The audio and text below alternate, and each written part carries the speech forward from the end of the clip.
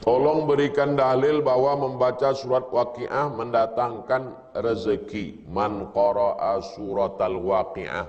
Siapa yang membaca surat Waqiah dipelihara Allah minal faqah. Faqah artinya miskin papa. Membaca surat Al-Waqiah dipelihara dari miskin papa, susah melarat. Salat duha, habis itu baca surat Al-Waqiah. Hadisnya dhaif. Hadis dhaif. Boleh diamalkan 5 syarat. Bukan dalam masalah akidah, bukan dalam masalah dalil halal haram. Tidak ada periwayatnya yang kadzab pendusta, dan dia masih bernaung di bawah hadis sahih.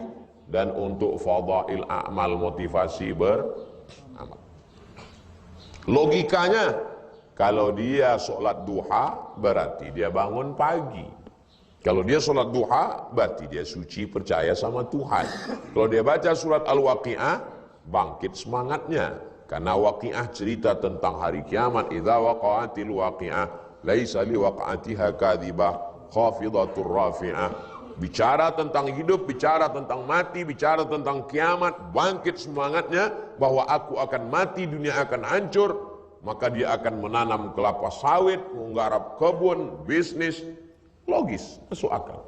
Jadi kalau ada orang mengatakan nggak masuk akal nih, maksa baca surat Al-Waqiah orang bisa jadi kaya raya. Bukan habis baca Waqiah tidur, habis baca Al-Waqiah dia berusaha. Apa hukumnya kalau setelah wudhu kita tidur? Kalau tidurnya duduk, tak bersandar, maaf cakap, 2 alas bawah duduknya itu rapat, duduk dia sampai meleleh air liur berkeruh pun tak batal. Tak batal. Tapi kalau udah telungkup ke depan, batal. Kenapa batal? Karena lepas dia di belakang. Ikatan itu lepas. Push. Kalau rapat duduknya tak batal. Kalau sudah bersandar atau telungkup ke depan, batal. Jadi tidur. Saya Pak Ustadz berbaring. Berbaring. Batal. Nah, maka kalau sekedar duduk antum hari Jumat tak tahan duduk. Allahu Akbar, Allahu Akbar. Lalu kemudian dibangunkan kawan. Datang satu, kau udah tidur, batal. Bilang sama dia, nanti kita bahas habis sholat. Tak cukup waktu, tak cukup, udah komat, nanti aku jelaskan. Tak batal. Kuncinya pada duduk. Duduk, jangan bersandar, jangan telungkup, jangan bersandar, jangan berbaring. Kalau berbaring, batal. Kenapa? Karena tak sadar dia angin itu keluar. Ragu saya Pak Ustaz, saya duduknya udah rapat, tapi saya ragu keluar atau tidak. Maka yang dipegang keluar atau tidak? Tidak. Al-yaqinu la yuzalu bisyak. Keyakinan tak bisa dihilangkan dengan keraguan. Yakinnya mana? Suci. Ragunya mana? Kentut. Yakinnya tak bisa dihilangkan oleh ragu. Yakin bahwa tak ada kentut. Kata setan, kau kentut, kau kentut, kau kentut. Tidak setan. Karena aku tak bergeser. Tapi tak bisa begitu kalau udah berbaring. Kalau udah berbaring tak bisa begitu. Dia yang bisa yakin itu kalau cukup syarat. Kalau tak cukup syarat, lepas. Itulah perlunya ilmu. Semua kawan mengatakan batal. Semua orang mengatakan batal. Tapi ilmu mengatakan tak batal. Mana yang betul? Ilmu. Itulah pentingnya berilmu. Makanya ngaji. Kalau diikutkan cakap orang, kau tadi batal, sedang air liur kau aja keluar, apalagi kentut, kata dia. Mana bisa dikiaskan air liur sama kentut? Air liur itu kan tak terkunci mulut. Kalau di bawah terkunci. Ada kunci. Ini kiasnya, pakainya kias. Kias kau tak berlaku, kias kau kias ma'al farik. Assalamualaikum warahmatullahi wabarakatuh. Waalaikumsalam warahmatullahi wabarakatuh. Mohon petunjuk, apakah salah saya talak istri yang menghina orang tua dan adik-adik saya dengan kata-kata binatang. Istri saya tak terima karena keluarga saya sering minta uang kepada saya. Saya adalah anak laki-laki pertama. Sebagai istri, ibu hanya minta 5 aja ke suami itu. Pertama, abang kasih aku makan. Yang kedua, abang kasih aku pakaian. Yang ketiga, abang kasih aku tempat tinggal. Yang keempat, abang kasih aku pendidikan. Yang kelima, abang kasih aku perhatian kasih sayang. Lebih dari itu terserah kau lah bang. Jadi bukan kalau sudah menikah sama laki, lalu semua laki itu untuk istri. Banyak laki-laki sekarang salah paham bininya. Gara-gara dia salah cakap. Hidup dan matiku untuk. Padahal waktu dia bercakap itu dia sedang mabuk cinta, bucin. Bucin itu bulu cino. Dia waktu bercakap itu sedang mabuk, dipeg. Perempuan ini cakap itu dipegangnya, susah dia melupakan, asal ada dipegangnya. Dulu kau bilang hidup matimu kan, semua. Padahal milik perempuan itu cuma 5. Makan, pakai, tempat tinggal, pendidikan, perhatian. Habis itu laki ini mau menolong emaknya, mau menolong ayahnya, dia mau membangun masjid. Itu bukan urusan ibu. Jadi banyak perempuan tak tahu mana batasan-batasan. Sehingga akhirnya dia mengamuk-ngamuk. Laki-laki juga perlu tahu. Kalian sebagai laki-laki perlu kalian jelaskan. Ini yang melahirkan aku. Yang menyusukan aku. Yang meregang nyawa melahirkan aku. Yang menyekolahkan aku. Sesudah aku jadi orang, baru aku kenal sama kau. Emakku ini 1. Biniku 4. Jadi mesti dijelaskan. Mesti dijelaskan. Kalau tidak banyak orang salah paham. Jadi sekarang banyak laki-laki yang ketakutan. Makanya angka kematian laki-laki lebih tinggi sekarang. Banyak laki-laki cepat mati sekarang. Di kantor ditekan atasan, di jalan tangkap polisi, di rumah ditekan bini. Baru tadi malam saya dapat WA, Ustadz, tolong nasihati abang kami. Dia takut kali sama bininya. Saya balas, kalau takut sama Belanda, bisa dikasih resolusi jihad oleh Mbah Hasyim Asy'ari. 22 Oktober dikasih resolusi jihad, bangkit orang Indonesia melawan Belanda, akhirnya 10 November meletus arek-arek Surabaya, jadi hari pahlawan. Tapi kalau takut bini tak bisa diceramahi. Saya bilang aku tak bisa menceramahi abang kau itu. Jadi gimana Pak Ustadz? Biarkan aja lagi itu sampai mati. Abang kau ini termasuk orang yang tak kena azab kubur nanti. Kenapa gitu Pak Ustadz? Karena dia udah azab kali di dunia ini. Menghadapi kakak ipar kau itu.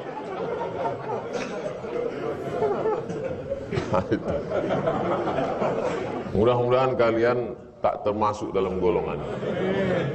Jadi sebelum berbini nanti kalian mesti sampaikan sama dia. Baik, aku ada makku, ada ayahku. Nanti kalau aku berbini sama kau, ku kasih kau makan, ku kasih kau pakaian, ku kasih kau tempat tinggal, ku kasih kau pendidikan, ku kasih kau perhatian, ku kasih kau nafkah. Tapi aku tak segalanya. Kalau kau siap, kita lanjutkan. Kalau kau tak siap, bunga bukan setangkai, kumbang bukan seekor. Patah tumbuh hilang berganti, hilang satu tumbuh 1000. Kau baru dari fakultas peternakan. Masih ada lagi di fakultas tarbiyah, fakultas tasawuf, fakultas syariah, fakultas saintek, yang di psikologi pun kau ini baru pertama aku audisi. Jadi harga itu kalian tinggi dulu. Tapi kalau dari awal kalian sudah banting harga, Kaulah satu-satunya, Dek. Habislah kalian. Kau bilang pula dia satu-satunya. Kaulah satu-satunya, Adinda. Kalau kau tak terima, abang mati. Matilah kalian. Dari awal aja harganya udah jatuh betul. Iya pun katanya, oh rupanya tak laku kau, kata dia. Paham? Tapi aku Pak Ustadz udah sempat banting harga, udahlah. Tak ada masa depan kalian.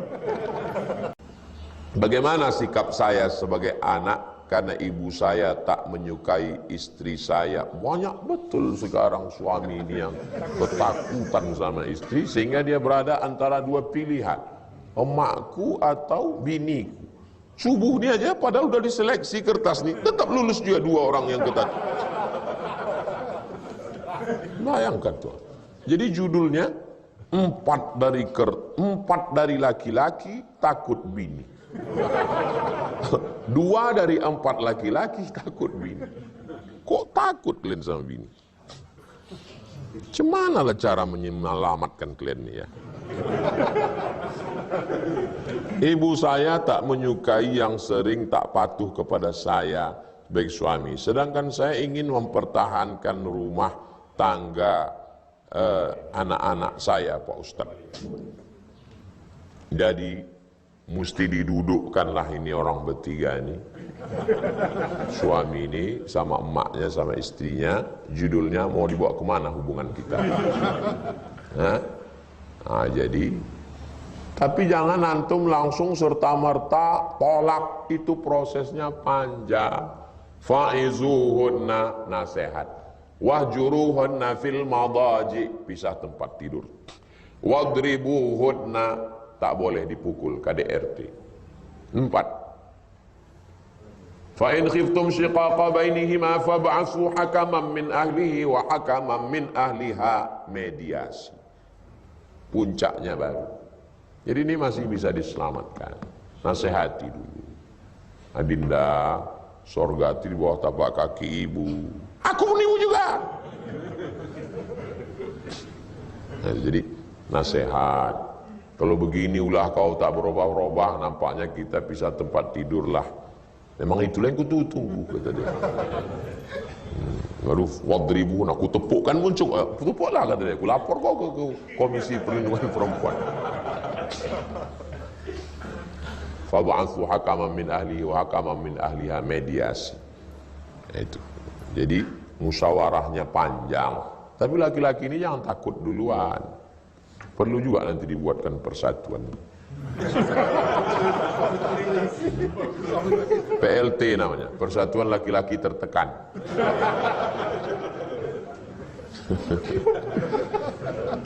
Kalian perempuan, kalau kalian tekan laki kalian untuk durhaka kepada emaknya, 20-30 tahun lagi, kalian punya anak laki-laki.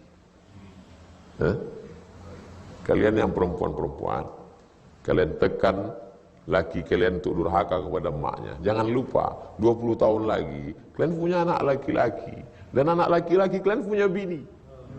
Bininya lebih dahsyat dari kalian. Aku tak nakut-nakuti, cerita aja. Ulang sekali lagi. Kalian perempuan-perempuan, yang kalian paksa laki kalian untuk durhaka ke emaknya, 20 tahun lagi, anak kalian punya bini, menantu kalian lebih muda dari kalian. Kalian memang mungkin lebih galak, tapi suara kalian udah tak kuat lagi. Itu. Jadi kalau sayang dia sama mertuanya itu, kan tak mungkin. Ini memang suamiku, ini memang lakiku, tapi lakiku ini milik emaknya. Tulis besar-besar di ruang tamu. Ini memang buat gambar kau, nunjuk laki kau gini. Ini memang lakiku, tapi lakiku ini punya emak. Kalau emakmu sayang sama kamu, biasa memang emak kau, dia sayang sama kau. Tapi dia lebih hebat lagi.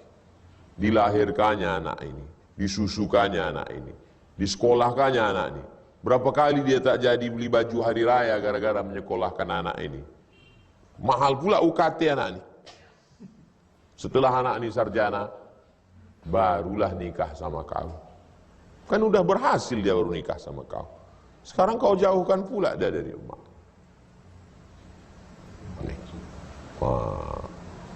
Jadi mudah-mudahan Allah Subhanahu wa taala membuka pikiran kita, menyadarkan kita semua, dikasih Allah kebaikan semua insyaallah. Ini laki-laki yang begini nih tertekannya luar biasa menghadapi maknya lagi. Kata maknya, memanglah kau laki-laki durhaka, kata mak. Menghadapi bininya lagi, memanglah kau laki setan, gitu. Bayangkanlah itu. Gak kasihan kalian nengok laki-laki begini. Nah, kalian pun yang belum berbini jangan ketawa-ketawa aja. Kalian pikir yakin kalian bagus calon ini, macam selamat aja kalian. Nah itu. Jadi sebelum kalian nikah jumpakan sama mak kalian. Ini makku, tak usah formal-formal, ini makku. Jadi kalau kau sanggup, kita lanjutkan. Kalau tak kau sanggup, inilah ketua tim fit and proper testnya. Saya sebagai tim penilai dari luar aja saya.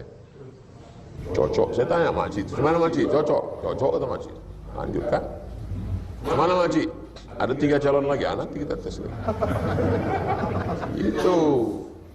Mudah-mudahan Allah kasih yang terbaik. Amin. Bagaimana tips menghidupkan majelis ilmu yang rutin seperti kajian subuh agar jamaah mau datang? Jamaah mau datang itu kan kakinya bergerak. Yang menggerakkan kaki itu apa? Hati. Hatinya itu di mana? Hatinya di dalam kuasa Allah. Qalbul mu'min baina asabi'ir rahman. Kita hanya disuruh Allah berbuat aja. Masalah orang datang tak datang itu urusan Allah SWT.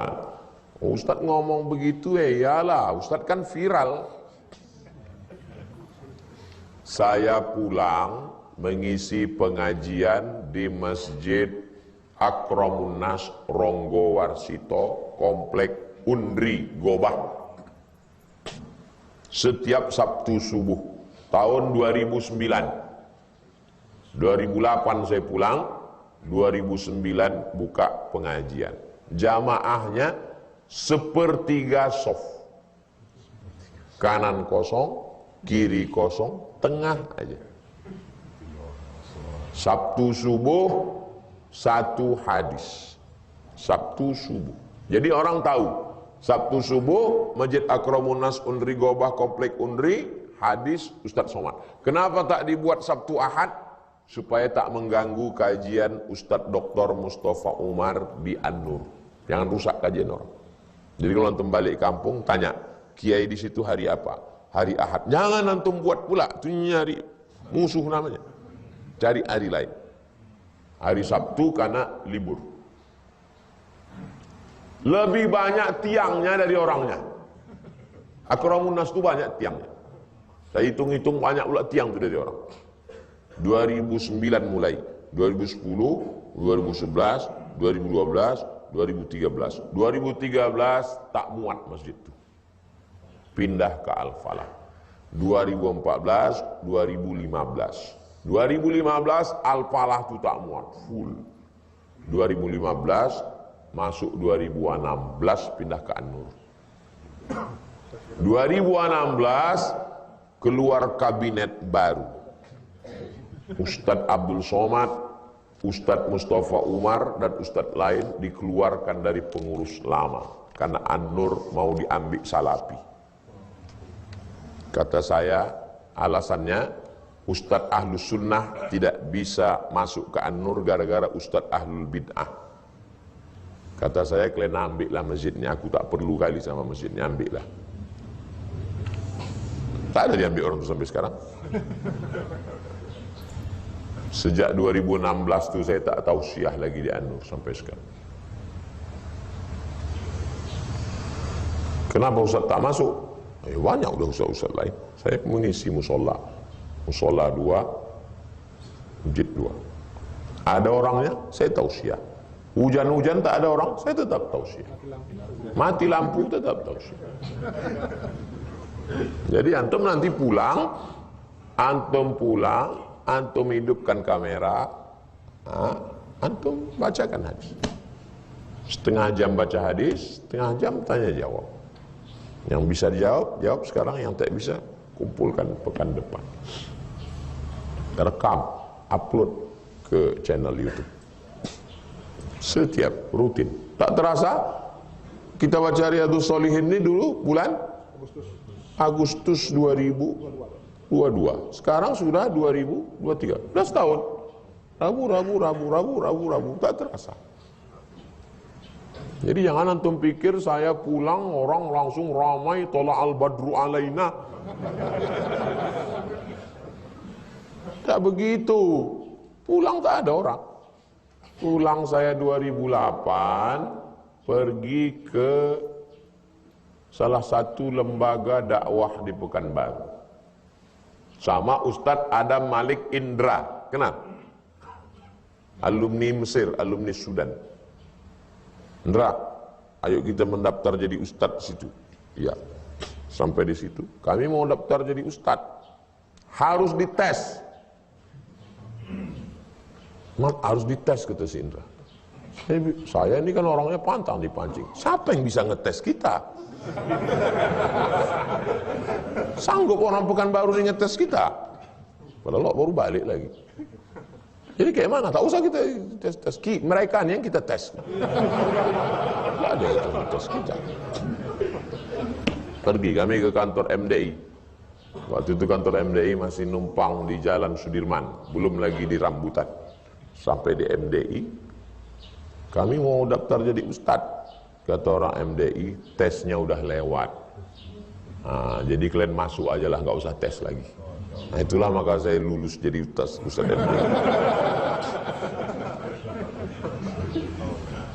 Bulan Ramadan dikasih 11 masjid. Nanti pengajiannya kultum habis maghrib, habis isya menjelang tarawih. Jadi sore itu jam 4 dicari dulu masjid itu, takut salah masjid nanti malam. Cari masjid itu, masuk jalan Garuda Sakti, habis Garuda Sakti baru jalan hantu-hantu, jalan uka-uka. Ya. Habis itu baru cari ada gang kecil jalan tanah, ada musola di situ, tak pakai plafon, lampunya 5 watt. Situlah saya tausiah. Jangan kalian pikirkan pulang dari airport disambung langsung tabligh akbar di An-Nur. Tak begitu perjalanan ini. Perjalanan ini mesti ditebas hutannya. Jalannya kita membuat. Kalian nengok sekarang. Ini sejak berapa? 2008, 2009 berproses. Assalamualaikum Adinda. Waalaikumsalam Bang. Abang memandikan adik abang sore ini. Istri abang baru melahirkan. Jadi bisa kau gantikan abang ke Masjid Indah Kiat Perawang. Insya Allah Bang. Cemana jalan ke Perawang tuh? Pokoknya kau datang aja ke kantor ini, nanti ada jemputannya. Diantarlah saya sama adik saya sore jam 5 ke kantor tuh. Sampai di kantor tuh naik, saya nampak mobil jemputan, duduk saya. Yang namanya nggak ada di sini silakan keluar. Mana ada nama saya situ? Orang saya menggantikan Ustadz Afrijon Effendi. Suruh duduk. Kamu siapa? Saya menggantikan Ustadz Afrijon. Oh nggak bisa begitu. Mana bisa digantikan? Teleponnya Ustadz Afrijon. Siapa nih Ustadz Afrijon? Adik kelas saya baru pulang dari Maroko. Nggak bisa begitu. Masjid sana belum tentu mau terima. Teleponlah orang masjid sana.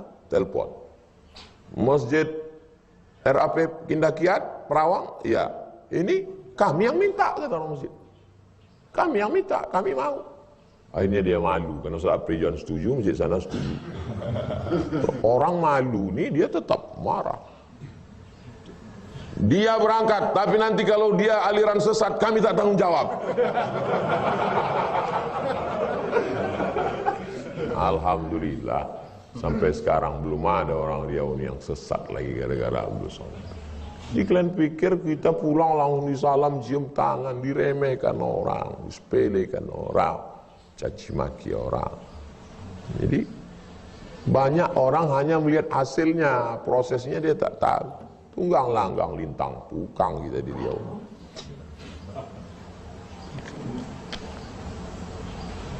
Antum buat aja.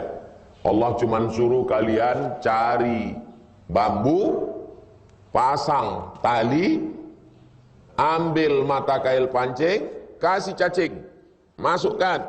Masalah ikan apa yang datang bukan urusan itu. Bawa kitab Riyadhus Shalihin, buka, bacakan. Masalah siapa yang datang bukan urusan antum. Jin yang datang, bacakan ke jin tuh. Sampai subuh tuh nanti di kampung kalian tak ada orang. Assalamualaikum warahmatullahi wabarakatuh. Tiba-tiba ramai. Waalaikumsalam. Antum sampaikan para jin-jin sekalian. Rupanya begitulah ditakdirkan Allah. Barokat kami mengaji dengan Ustaz Somad. Pesan Ustaz dulu ke jin pun sampai. Ini kekelian inilah aku sampaikan. Usikum wa nafsi bitaqwallah. Takut kalian pada Allah wahai jin. Soalnya aku pun ketakutan juga ini sekarang. Jangan kalian berhenti mengajar. Jangan berhenti mengajar. Aku kalau sudah tua nanti tak bisa pergi lagi tablik akbar.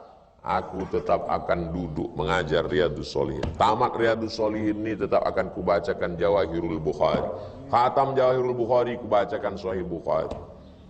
Dua gendangnya, kalau tak kitab tu hatam, aku hatam. Jangan pernah berhenti mengajar. Tak usah pedulikan orang datang tak datang. Penting kita baca. Satu pun orang di situ bacakan aja. Allah tidak menilai kita dari berapa orang yang datang. Allah tak menilai berapa orang yang dapat hidayah. Yang dinilai Allah apa yang sudah kita buat. Buat. Wa qul i'malu, berbuatlah. Fasayarallahu amalakum. Tiga yang akan menilai. Pertama Allah. Yang kedua wa rasuluhu. Yang ketiga wal mu'minun. Allah, Rasulullah dan orang beriman. Orang tak beriman bukan urusan kita.